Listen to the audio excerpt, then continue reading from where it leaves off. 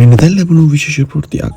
පළමුවන fancy ශුද්ධෝත්තම පියතුමා මීට සුළු මොහොතකට පෙර ස්වර්ගස්ථ වී තිබෙනවා. පළමුවන ෆැන්සි ශුද්ධෝත්තම පියතුමා වර්තමාන ශුද්ධ වූ සභාවේ නායකයාණන් වන අතර රෝමේ අගරදු ගුරුතුමාණන්ද වේ. මෙතුමාණන් වතිකානුවේ රාජ්‍ය නායකයාද වේ. ආජන්ටිනාවේ බූනෝස් අයර්හිදී මෙතුමා ලොවට බිහිවිය. එතුමා පූජක පුතෙකු ලෙස පුහුණුව ලැබීම සඳහා දෙව්සත් හලට ඇතුළත් වීමට පෙර කෙටි කලක් රසායනාගාරක තාක්ෂණික ශිල්පියෙකු වශයෙන්ද රාත්‍රී සමාජ ශාලාවක ආරක්ෂක නිලධාරියෙකු වශයෙන්ද කටයුතු කර තිබේ. මෙතුමාණන් 1966 දී ජේසු නිකායක පියතුමෙකු වශයෙන් පූජකවරයා ලබාගත් අතර 1973 සිට 1979 දක්වා ආජන්ටිනාවේ ප්‍රාදේශීය නායකයන් ලෙස කටයුතු කර තිබේ.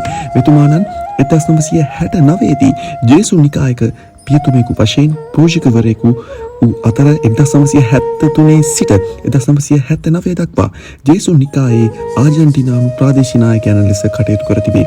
තවද 1998 වසරේ බූනොස් අයර්හි අගරදු ගුරුතුමන් ලෙස මෙතුමා පත් කරන ලද අතර 2001 වසරේදී දෙවන ජුවාන් පාවුලු පාප්තුමන් අතින් කාදිනල් ධූරය උසවන ලදී.